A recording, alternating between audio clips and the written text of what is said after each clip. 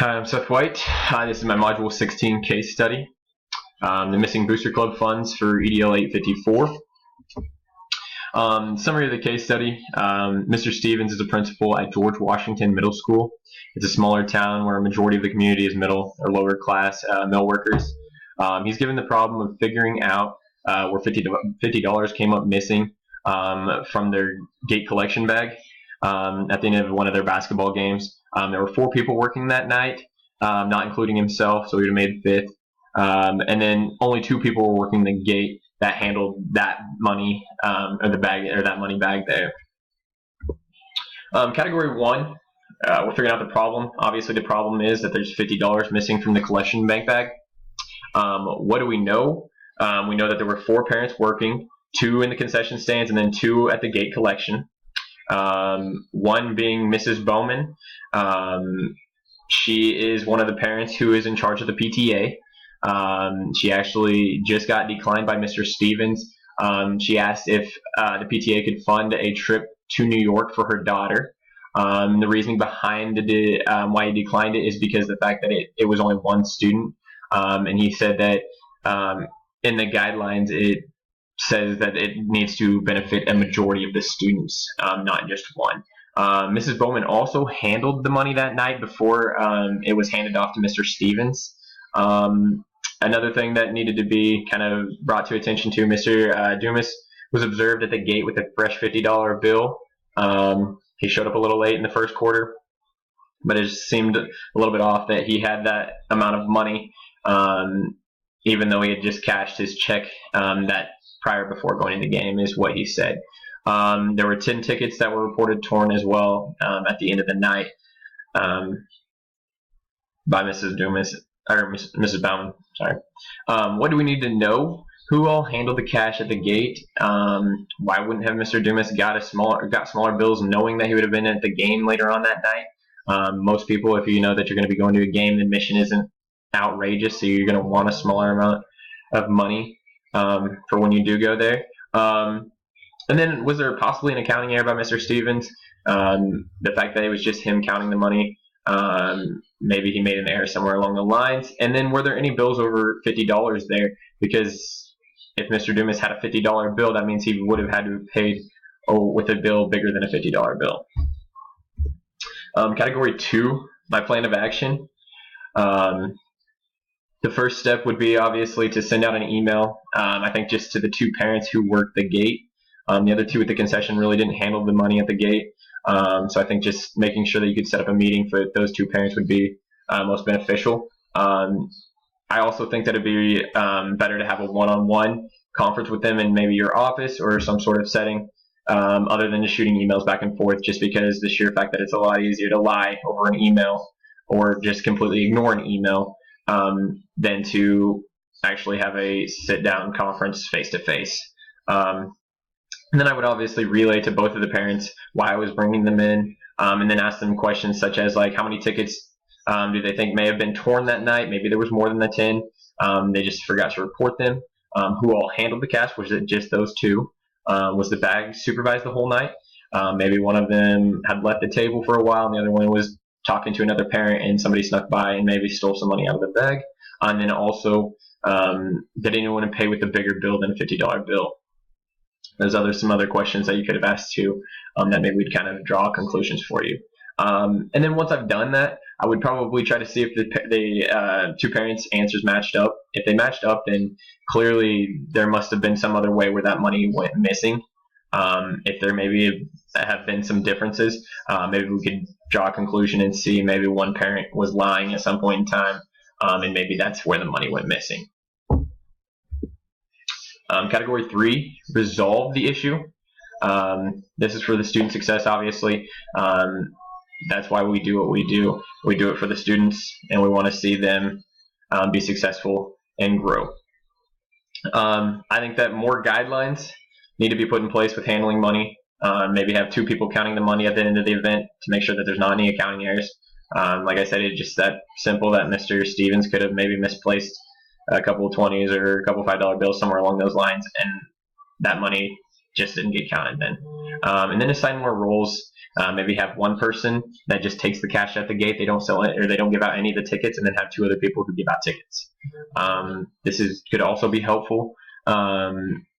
When you know that there's going to be bigger games, such as maybe a rival or an in-town team or a team that doesn't have to travel very far, and you know that there's going to be a lot more fans there, having more staff.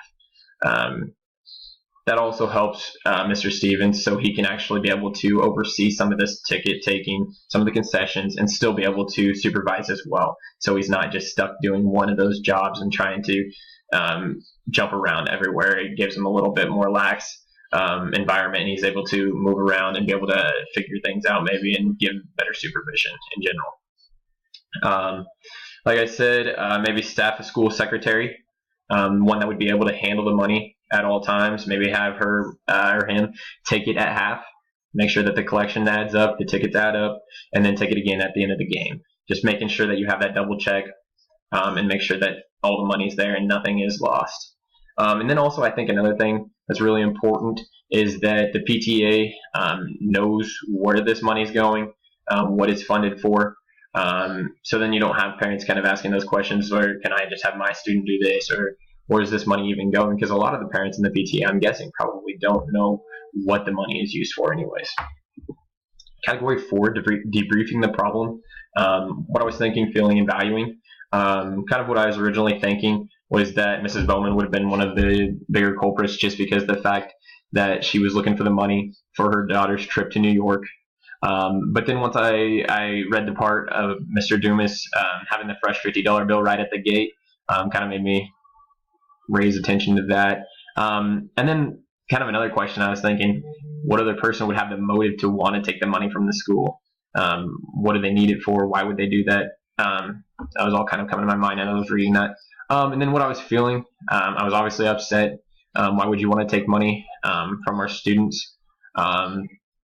Having that funding for the school and those events to help our students be successful and grow is one of the biggest parts in having a successful school.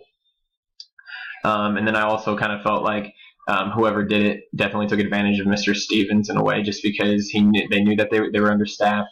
They didn't have enough people watching over the money, things like that. It's just something a moral person wouldn't do. And then valuing, I value that there are so many parents willing to volunteer their time to work these games. In a smaller community like that, it's going to be harder to find more parents who aren't working all the time to come and work those games, especially when it's going to be somebody who's working at a mill, working with their hands. They're going to be tired at the end of the day. The last thing they want to do is go and work again for free at a game and volunteer their time. So that's one thing that I think is really I really value a lot. Category 5, Component 1, Effective and Efficient Management. I think this whole problem in general could be a stepping stone for Mr. Stevens to kind of bump up adding more staff to these events, setting down more guidelines, obviously, saying, hey, we need to have this many people staffed. We need to have these people counting the money. We need to have these precautions for every event that we have. And I think once you set those management guidelines down, I think things will run a lot smoother and there'll be a lot less problems. I also think this would be a good time to get students involved. Maybe students that aren't in school events could come and work the game.